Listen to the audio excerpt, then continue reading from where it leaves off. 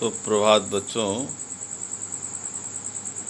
मूर्तिकार ने जब भारतवर्ष के चारों तरफ उस पत्थर की नाप ली, पहाड़ में, पहाड़ी प्रदेशों में और अन्य जगहों पर, जब देखा कि कहीं पत्थर उसको नहीं मिला उस टाइप में, तो उस मूर्तिकार ने कहा कि यह पत्थर तो विदेशी है।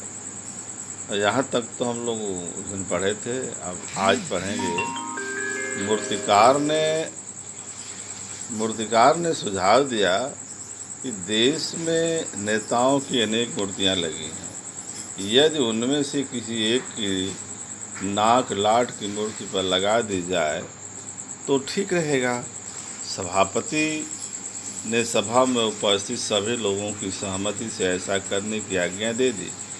जॉर्ज पंचम की नाक का माप उसके पास था।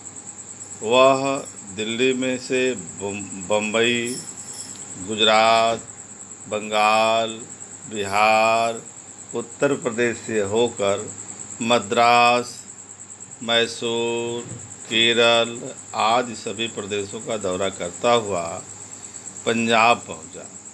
उसने गोखले, तिलक, शिवाजी, गांधी जी, सरदार पटेल, गुरुदेव, रविन्द्रनाथ टैगोर, सुभाष चंद्र बोस, चंद्रशेखर आज़ाद, बिस्मिल, मोतीलाल नेहरू, सत्यमूर्ति, लाला लाजपत राय तथा भगत सिंह की लाटों को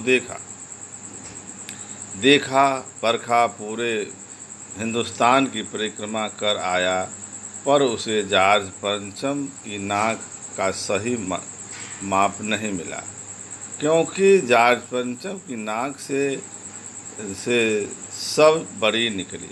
यहाँ नाक का मतलब इज्जत से, सम्मान से है। व्यंग रूप में लिखा हुआ है लेखक ने। बड़ी निकली यानी कि सबकी इज्जत जो है उनकी इज्जत से बड़ी थी। कहने का मतलब इसका ये है।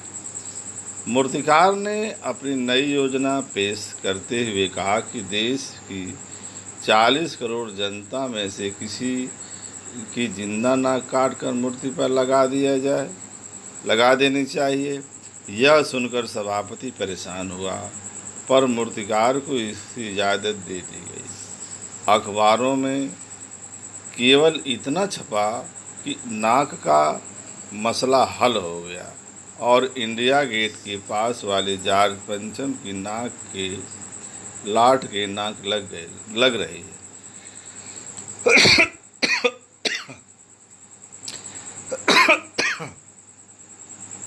नाक लगने से पहले फिर हथियारबंद पहरेदारों की तैनाती हुई। मूर्ति के आसपास का तालाब सुखाकर साफ किया गया, उसकी रवाब निकाली गई और ताज़ा पानी डाला गया ताकि लगाई जाने वाली जिंदा नाक सूख न जाए। थोड़े दिनों बाद अखबारों में छप गया कि जॉर्ज पंचम की जिंदा नाक लगाई गई है, जो बिल्कुल पत्थर की नहीं लगती। उस दिन अखबारों में किसी प्रकार के उद्घाटन या सार्वजनिक सभा की खबर नहीं छपी थी। किसी का ताज़ा चित्र नहीं छपा।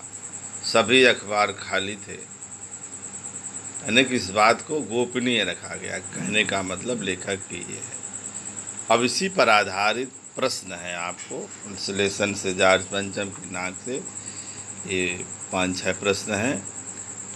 सरकारी तंत्र से जॉर्ज पंचम की नाक लगाने को लेकर जो चिंता बदहवासी दिखाई देती है, वह उनकी किस मानसिकता को दर्शाती है?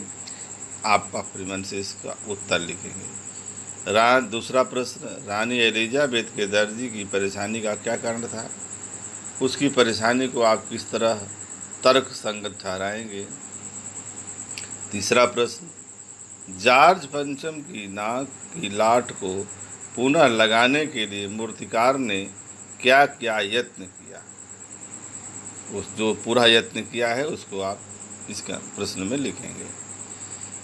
नाक मान सम्मान, वही जो पहले बताया, नाक मान सम्मान व प्रतिष्ठा का द्योतक है, सूचक है, द्योतक में सूचक है। यह बात पूरी व्यंग से किस तरह उभर कर आई है, मैंने आपको पहले उत्तर में बता दिया था वीडियो में।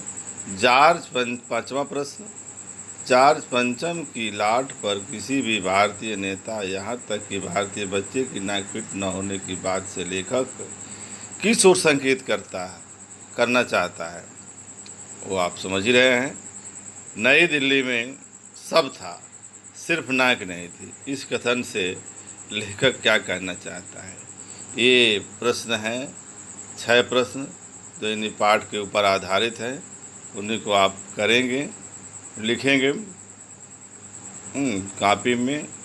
कापी, कई कापियों का जिक्र नहीं है, एक कापी आप बनाइए, उसी में इसको लिखिए, है अच्छी राइटिंग में, सुंदर राइटिंग में। बच्चों, मैं समझ वीडियो अब हो गया है।